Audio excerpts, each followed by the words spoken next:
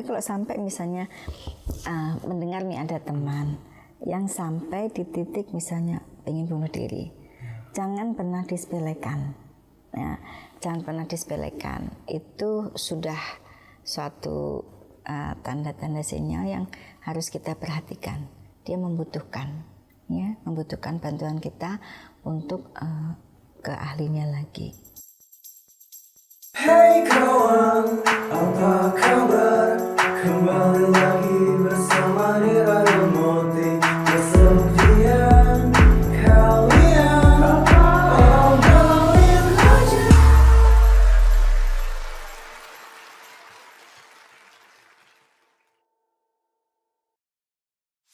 Halo Sobat Nadir, balik lagi ke Nadir Podcast. Gue Rira. Gue Moti. Hari ini kita episode Kata Pakar.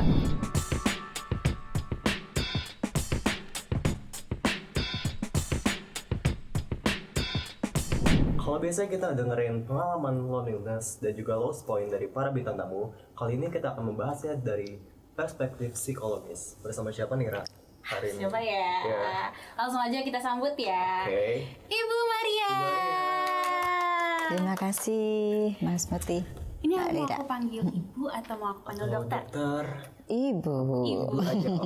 Yes. Bu Maria, sebelum kita ngobrol-ngobrol lebih lanjut nih, Ya. kita mau ini dulu dong. Mau minta Bu Maria buat kenalin dirinya ke Sobat Nadir dan penonton lainnya. Baik, terima kasih Moti dan Lina ya. Sobat Nadir semuanya, selamat berjumpa. Saya Maria Egawati. Saya psikolog umum, ibu dari 2 anak. Iya. Itu? Ibu, aku boleh tanya nggak nih? Iya. Kesibukan ibu sebagai psikolog nih ngapain aja? Sebagai psikolog itu ibu juga pemerhati kesehatan mental. Dan juga baru-baru ini kemarin dengan komunitas wanita Indonesia Keren, kami menginisiasi kesehatan mental bagi ibu-ibu hamil menyusui di posyandu. Jadi kami mengumpulkan para pakar untuk membuat satu konsensus bahwa kesehatan mental posyandu, ramah kesehatan mental itu penting gitu ya. Sudah berapa lama tuh di dunia psikolog? Psikolog ya sejak ibu lulus ya. Sejak ibu lulus dan ibu juga mungkin dengan teman-teman psikolog itu untuk untuk rekrut juga untuk sebagai pemerhati kesehatan mental itu yang umumnya di situ. Ya. Itu pasti udah lama ya Bu ya? Awalnya tertarik di bidang itu apa? Sebenarnya saya dengan beberapa teman itu jadi selama perjalanan itu banyak hal, termasuk mungkin kemarin yang pandemi itu pasti banyak sekali tekanan-tekanan yang dialami masyarakat ya, kita semua apalagi anak muda juga pasti mengalami itu, bahwa situasi pandemi itu sangat memberikan sumbangan untuk tekanan bagi mental, bagi kebahagiaan masyarakat umumnya. Nah di situ saya dengan beberapa teman jadi seperti membuat suatu komunitas atau suatu kelompok itu untuk untuk healthy healing ya, semacam healing. Jadi ada writing for happiness semacam itu. Jadi siapa yang memang punya concern, punya kepedulian terhadap kesehatan mentalnya bisa bergabung di situ. Kemudian bagaimana supaya memaintain kesehatan mental kita selama pandemi itu, salah satunya itu. Ibu sebagai dokter psikolog ya. Pasien-pasien psikolog seperti apa sih ya. yang pernah ibu tangani? Ya dari itu banyak ya, karena saya psikologi umum juga. Jadi biasanya kalau sudah termasuk klinis itu saya rujuk ke teman-teman yang di klinis. Nah secara umum itu dari perkembangan dari anak, dari ibu, kemudian kehidupan keluarga, kemudian bagaimana sosialisasi ya dengan psikososial juga, psikologi sosial juga. Nah itu biasanya juga masyarakat pada umumnya itu mereka senang kalau ada pertanyaan yang menyangkut kehidupan psikologis mereka itu yang tidak bisa terjawab, atau mereka biasanya masih ragu untuk berkonsultasi dengan psikolog karena mungkin merasa kalau sakit fisik itu kan lebih mudah. Saya pusing, saya sakit perut, atau saya itu ke dokter itu lebih nyaman. Tetapi ketika ada sesuatu yang tidak beres dengan mental, dengan psikologi mereka, untuk datang ke psikolog itu memerlukan effort, memerlukan karena supaya tidak ada masih stigma untuk kesehatan gangguan mental itu masih belum begitu positif itu. Belum diterima positif. Jadi ketika mereka bisa menyampaikan itu pada saya melalui hal-hal yang baik formal maupun informal, itu mereka lebih nyaman, lebih bisa itu bisa menyampaikan lah permasalahan mereka. Oke. Bu, kita mau nanya-nanya nih tentang masalah kesehatan mental yang makin marak dibicarakan akhir-akhir ini. Ada satu hal mengenai kecenderungan seseorang melakukan penilaian sendiri terhadap kondisi kesehatan tanpa bantuan profesional, yaitu self-diagnosis. Nah, sebetulnya boleh nggak sih nih, Bu, kalau kita melakukan diagnosa terhadap diri sendiri? Mengapa boleh dan tidak boleh? Pada prinsipnya sih tidak boleh ya, karena ketika kita membolehkan itu bisa jadi ketika tidak ada sesuatu yang serius, tapi ketika kita salah melakukan diagnosa itu, pada diagnosa itu kan perlu ditegakkan ya, itu akan mempengaruhi terapi pengobatannya ya. Kita misalnya demam bisa jadi kan, mungkin itu bisa demam berdarah, bisa jadi tifus, atau mungkin hanya flu biasa. Nah itu, tapi kalau untuk mengetahui lebih lanjut sebenarnya sakit apa yang ketika demam lama itu biasanya kalau hanya demam sebentar mungkin kita bisa minum Panadol atau minum obat yang paracetamol itu bisa langsung turun suhu kita. Tetapi ketika itu berlarut, kemudian kita harus membutuhkan diagnosa yang tepat ya, dengan melakukan misalnya pemeriksaan darah ke lab. Nah, itu yang fisik. Nah, makanya ketika yang psikologis, kesehatan mental, kita juga kita tidak boleh sembarangan melakukan diagnosa yang tidak tepat, karena tadi bisa pengobatannya, terapinya itu tidak tepat ya. Jadi tidak boleh ya. Ya. Kalau ada nggak sih Bu ciri-ciri tertentu yang menunjukkan seseorang melakukan self diagnosis? Yang jelas kalau seseorang itu merasakan ada sesuatu yang salah ya, sesuatu yang salah atau yang kurang, ada yang nggak beres nih di dalam tubuh saya gitu. Terus dia melakukan self diagnosis, dia tidak berkonsultasi dengan ahli, dengan psikolog atau mungkin dengan dokter. Nah, dia melakukan diagnosa sendiri. Nah, kemudian dia akan menunjukkan, aku tuh begini-begini loh, aku bipolar nih, aku kecemasan, aku begini-begini. Tetapi dia tidak berkonsultasi, jelas itu pasti dia akan melakukan self diagnosis itu. Karena banyak banget yang kayak gitu ya, yang seumuran kita ini. Itu anak-anak yang biasa SMP. Iya. Kan dari HP gawe. Betul. Wah, jangan-jangan beriketek nih. Wah, jangan-jangan ini nih. Depresi nih. Ya. Stres berlebih atau apa? Ya, memang itu kelebihan teknologi ya. Kita dengan misalnya kita ada keluhan itu tadi kecemasan. Kemudian misalnya berlanjut, kemudian kita googling lah, cari di internet. Nah, itu yang disebut self diagnosis kan, ketika kita mengalami sesuatu kemudian melakukan penilaian dengan pengetahuan kita ataupun dengan mencari info secara mandiri. dan tidak melakukan konsultasi dengan ahli. Nah, itu yang self diagnosa itu. Oke. Kalau cara buat ngenalin kesalahan self diagnosis itu gimana dok? Bu, sorry. Iya. Ya jelas mengenalinya kesalahan ya, mengenai kesalahan.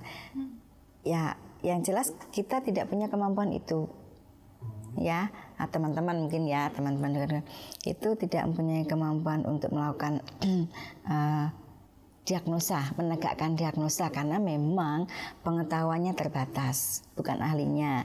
Kemudian kita mencari informasi itu tidak tepat. Nah, kalaupun misalnya kita mencari diagnosa yang tepat itu harus ada rekomendasi dari WHO.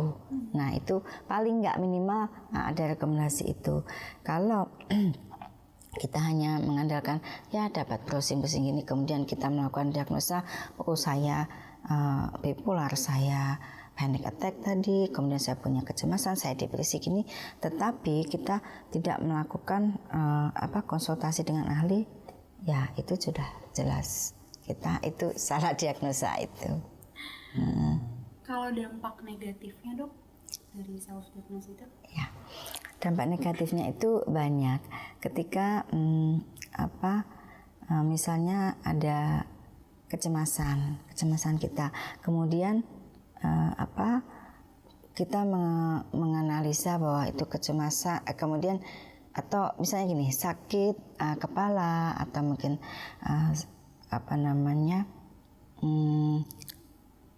perubahan suasana hati. Nah, perubahan suasana hati kita langsung oh ini bipolar. Padahal ya perubahan suasana hati itu bisa juga terjadi pada ibu yang pasca persalinan. Nah, kalau misalnya ada teman yang habis melahirkan, dia merasa ada perubahan suasana hati itu. Nah, itu yang bisa disebut baby blues, ya. Nah, ketika itu merasa saya bipolar, padahal beda. Ya, padahal beda karena misalnya saya habis melahirkan. Nah, seperti itu. Kemudian, perubahan suasana hati juga bisa terjadi pada orang yang depresi. Nah, jadi ada hal-hal yang biasanya kalau gangguan mental itu juga didampingi dengan gejala yang lain.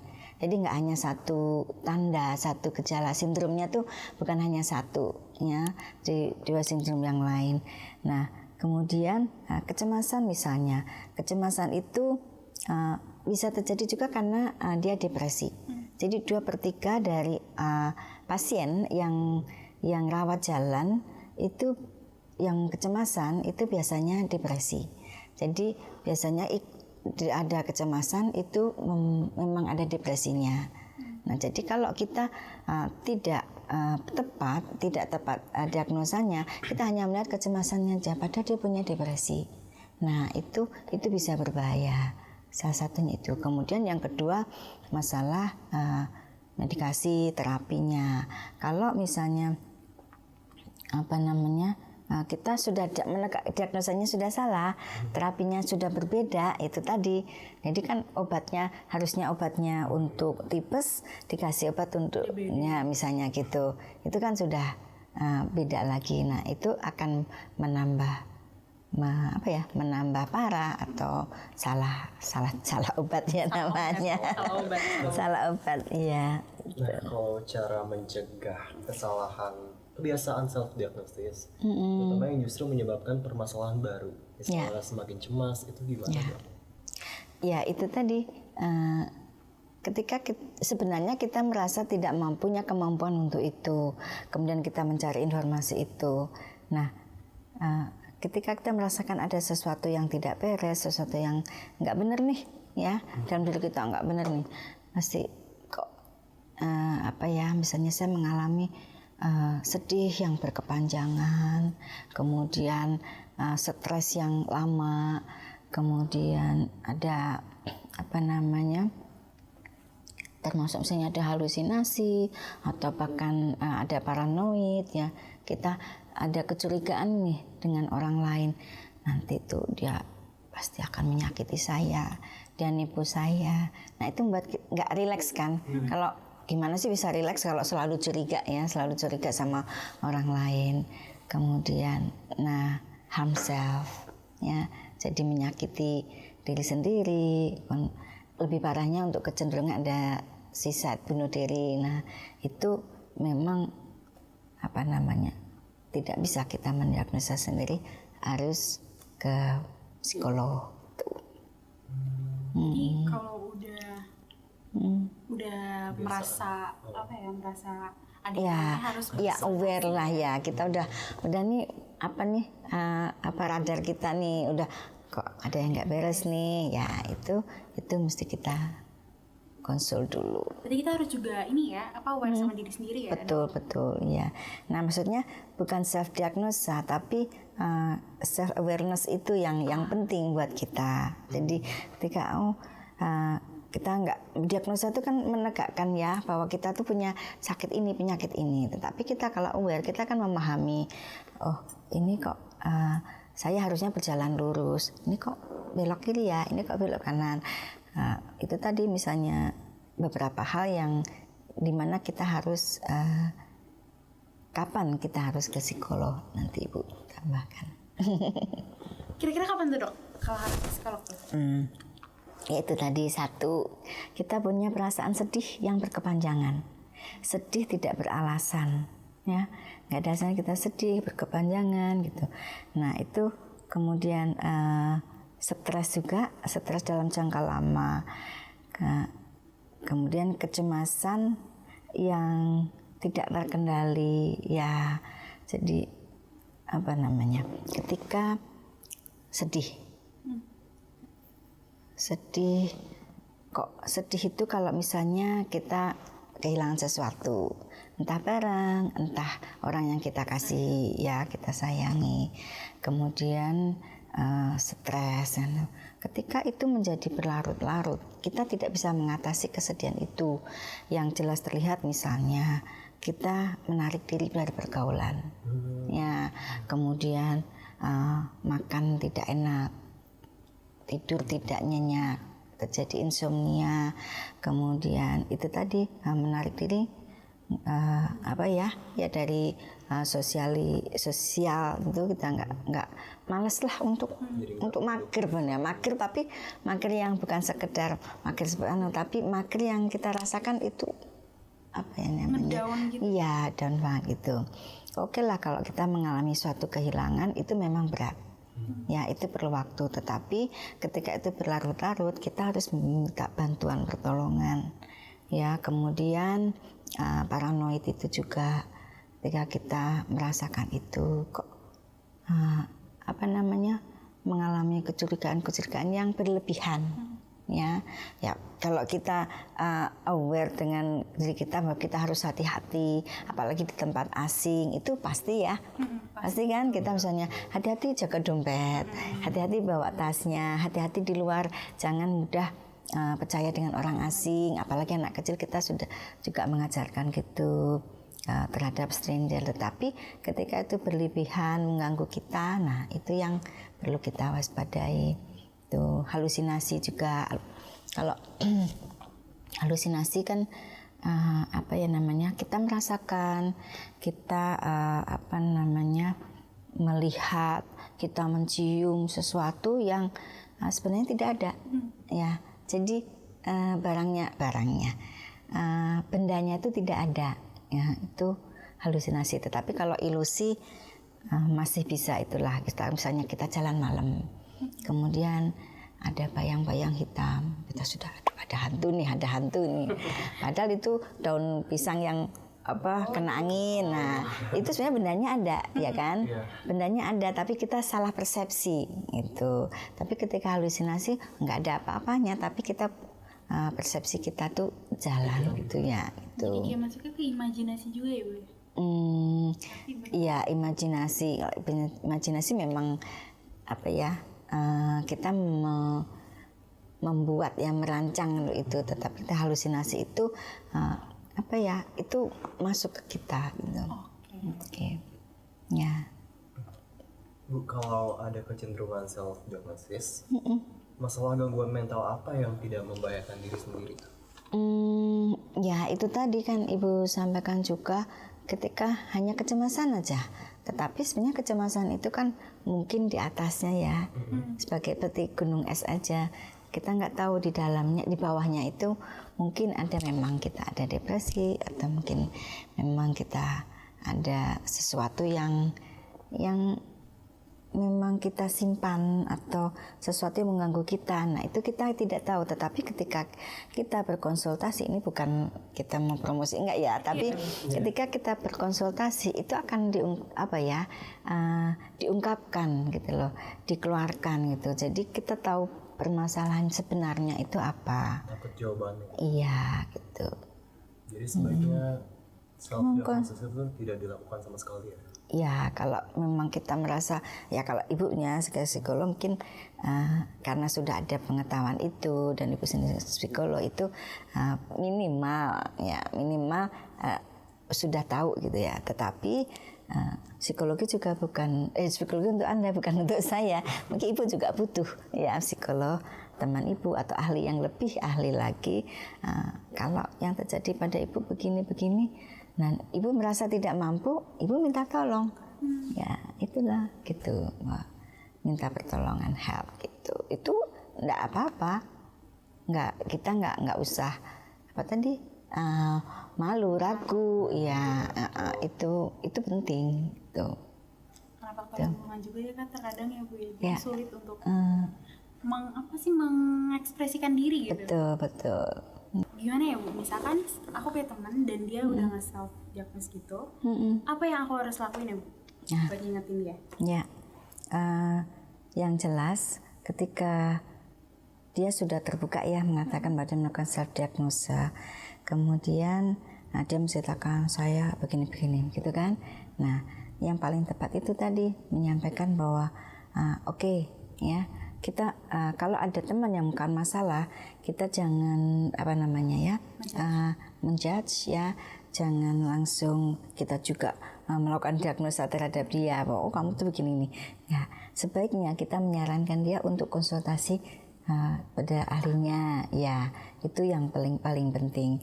Nah karena itu bisa jadi, ini ada kasusnya, ibu ada kasus juga. Jadi ada seorang punya pacar. Nah pacarnya juga itu self diagnose bahwa dia bipolar, kemudian dia jadi pacarnya ini terpengaruh bahwa ini memang pacarnya sakit begini. Terus nah ternyata itu lebih dari sekedar dia menyampaikan bipolar itu. Jadi seperti dia sudah membuat semacam konspirasi di dalam kepalanya nih ya, di dalam pemikirannya itu dia menyampaikan bahwa dia bipolar itu karena keluarganya berantakan, broken home, kemudian dia iri dengan pacarnya yang keluarganya harmonis, kemudian melakukan misalnya tengah malam nanti pacarnya ini mau datang ke sini karena ini sedang kambuh, nah kayak gitu. Nah jadi keluarganya ini kan jadi bingung gitu.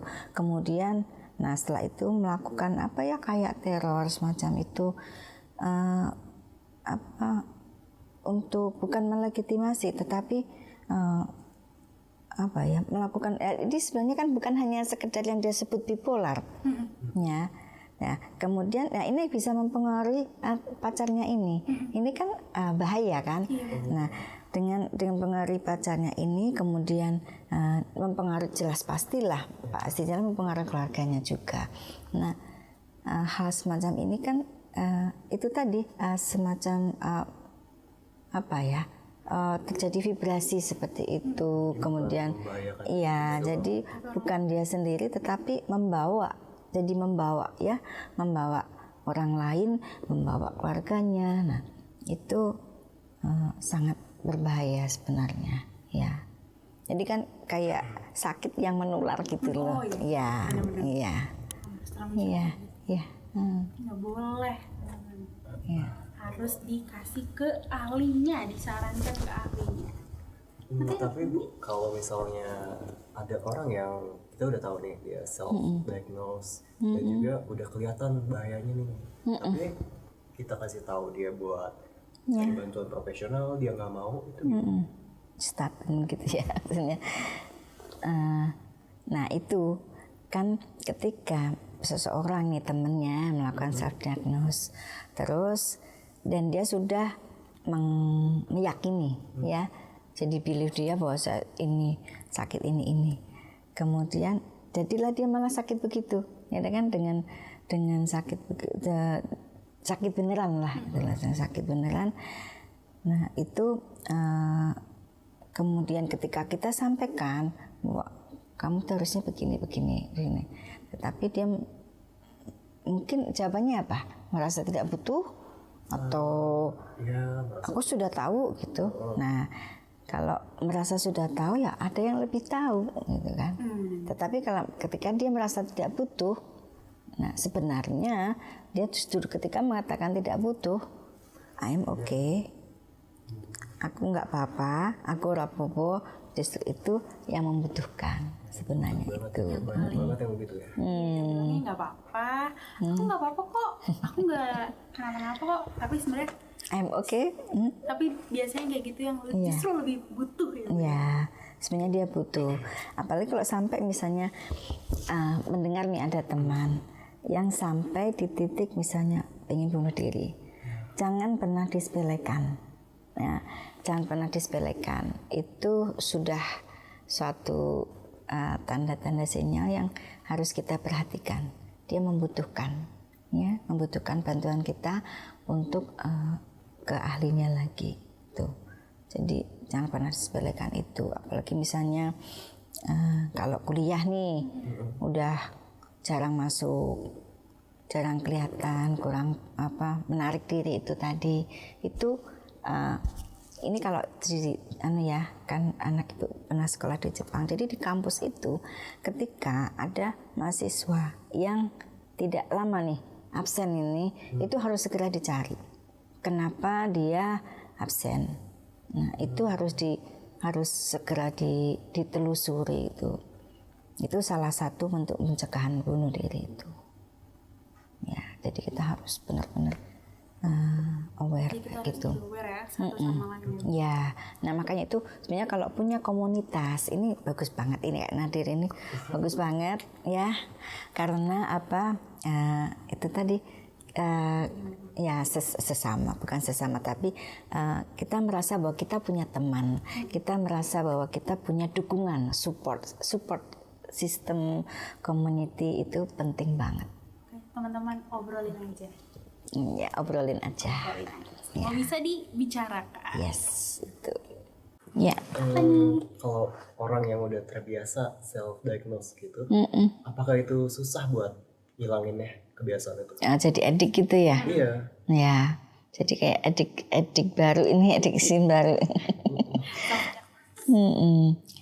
Ya itu memang harus segera digeser ya. Jadi kalau teman-teman punya temannya seperti itu, ya kalian harus membantu. Ya, membantu karena itu tadi ketika diagnosanya tidak tepat, ya salah obat, salah terapi, salah treatment, itu nanti kan misalnya penyakit yang sebenarnya tidak terobati justru ini akan menambah parah gitu. Sakitnya nggak cuma satu, bisa lebih banyak lagi ya. Ya, betul. Tambah bahaya. Bahaya. Ih, terima kasih ya Bu, sudah. Keren banget. Aku sih jadi banyak tahu lagi tentang self diagnosis karena masih banyak simpang siur gitu lah. Karena kan ada yang kayak suka ngomong ini, suka ngomong itu. Ya, banyak yang bukan itu tapi nggak tahu sebetulnya. Nggak tahu sebenarnya apa sih self diagnosis itu. Ya karena memang kemajuan teknologi ya, kita nggak bisa karena dunia dalam genggaman, kita lebih mudah untuk mencari informasi dan seakan-akan ya ini informasi benar. Itu tadi ya, kita sudah mendapatkan ini, it's enough for me gitu, nggak butuh yang lain, no need. Tapi padahal belum tentu, kadang butuh ahli. Yes. Menurut mereka itu cara yang gampang ya. Betul. Paling Ya. simple, paling Instan ya. instan tinggal. Oh, ini tadi ketik apa nih? So, wah jangan-jangan gue. Dan itu ramai banget ya. Ramai. Semua orang mendiagnosa diri sendiri karena kan lagi naik juga ya tentang mental health anak-anak. Ya, memang bagus mental health itu kesadaran kita tinggi ya. Kemudian ya kesadaran tinggi, hanya saja ketika kita melakukan itu berbahaya. Itu aja. Harus didiagnosa dengan ahlinya. Ya, menegakkan diagnosa itu juga tidak mudah. Dokter saja kan misalnya ini penyakit apa sih untuk mengatakan bahwa ini cancer atau untuk apa, meskipun banyak alatnya, tetapi kan banyak instrumen yang harus instrumen banyak untuk pemeriksaan yang lebih mendalam untuk menegakkan satu diagnosa. Yang kadang diagnosa pun salah, ya kan? Harus banyak prosesnya, nggak bisa langsung kamu kena ini. Ya. Oke deh Bu, terima kasih ya sekali lagi. Sama-sama. Wawasan yang insightful banget. Ya. Betul. Ibu ada nggak nih harapan dan goals buat mungkin yang lagi ada di fase yang mungkin lagi self diagnose nih? Ya. Ada nggak? Oke.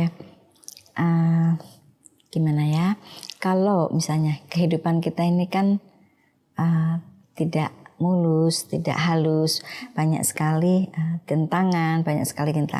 Ada orang yang suka tantangan, jadi dia merasa adrenalinnya naik, kemudian merasa bahwa ada stres itu penting, ya. Stres itu penting. Kalau nggak ada stres kita nggak akan maju, ya. Kita nggak punya gerakan, nggak punya dinamika. Tapi ketika stres yang terlalu banyak, terlalu lama, itu juga tidak baik untuk kesehatan kita. Nah, untuk itu kita harus pandai, pintar. Kita punya kemampuan untuk kemampuan atau daya lenting ya, daya lenting, daya membal. Itu disebut resiliensi ya. Kalau di pemerintah namanya ketahanan itu. Nah, ketika kita dibanting atau dilempar, tuing kita bisa melenting ya, bukan terus tenggelam gitu. Nah itu penting untuk kita, bahwa memang banyak masalah di dunia ini, banyak hal yang kita hadapi, tetapi kita punya ketahanan itu, jadi kita tetap berada di posisi kita, di track kita ya. Nah kemudian banyak hal yang membuat kita sedih, membuat kita susah, membuat kita sulit, tetapi happiness is a choice. Ya, kebahagiaan itu adalah pilihan. Kita tidak bisa, saya bahagia kalau suami saya setia. Saya bahagia kalau anak saya sekolahnya di tempat ini. Saya akan bahagia kalau pekerjaan saya, karir saya bagus. Tidak bisa seperti itu. Jadi bahagia itu adalah jalan kita. Kalau kita pilih bahagia itu, ya sudah, berarti apapun ya, whatever ya, yang di samping kita, di belakang kita, depan kita lalui itu dengan kebahagiaan kita. Bu, aku mau nanya nih, ada nggak nih program yang lagi Ibu jalanin saat ini, dan program apa itu dan goalsnya itu apa? Oke. Baik, sekarang ini Ibu bersama komunitas Wanita Indonesia Keren itu sedang menginisiasi Posyandu Ramah Kesehatan Mental. Kenapa kami pilih Posyandu? Karena Posyandu itu adalah ujung tombak pelayanan kesehatan di masyarakat. Ya, Ibu berbicaranya mungkin ini bisa untuk komunitas juga ya. Jadi memang berbasis komunitas juga. Dari di Posyandu ini kita ketemu dengan ibu hamil, ibu melahirkan, ibu menyusui, dan mereka punya anak. Ya, nah jadi seorang ibu harus sehat secara mental. Ya, secara mental supaya apa? Supaya dengan kalau dia sehat mental, kita bisa produktif ya, bisa melakukan aktivitas, bisa melakukan sesuatunya dengan normal. Nah itu mempengaruhi pola asah anak-anaknya. Nah di situ kami ingin ada di Posyandu itu kan hanya fisik ya yang sekarang ini.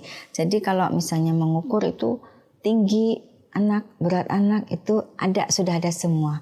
Tetapi ketika kita melihat bagaimana psikologisnya, seperti stunting itu kan sebenarnya ketika anak stunting bukan hanya dia badannya kurang tinggi atau berat badannya kurang atau nanti mempengaruhi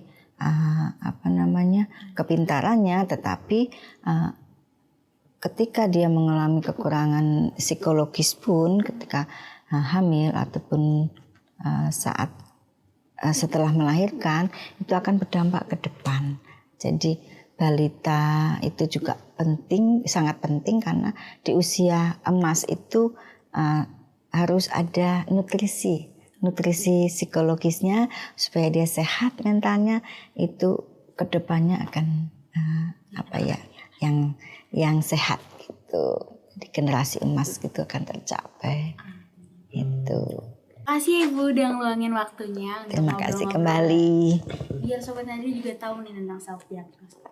Nah Ibu aku. Kita punya apa nih? Kita punya apa nih? Apa nih, ya? Ada sedikit Oleh-oleh dari Nadir Podcast. Terima kasih kaosnya. Semoga Nadir semakin menginspirasi. Komunitas yang baik, menginspirasi masyarakat, terutama anak-anak muda. Asik. Oke deh. Terima kasih. Terima kasih ya Bu, udah datang. Oke Sobat Nadir, terima kasih yang sudah menonton episode hari ini. Semoga kalian semua yang sudah mendengar kata pakar kita hari ini bisa termotivasi dan menginspirasi untuk kalian semua agar tidak self-diagnose. Gue Rira. Gue Motri. Thank you semuanya. Jangan lupa buat like, comment, share, subscribe, dan juga apa? Nyalain lonceng biar gak ketinggalan episode selanjutnya. See you. See you. Hey kawan, apa kabar? Kembali lagi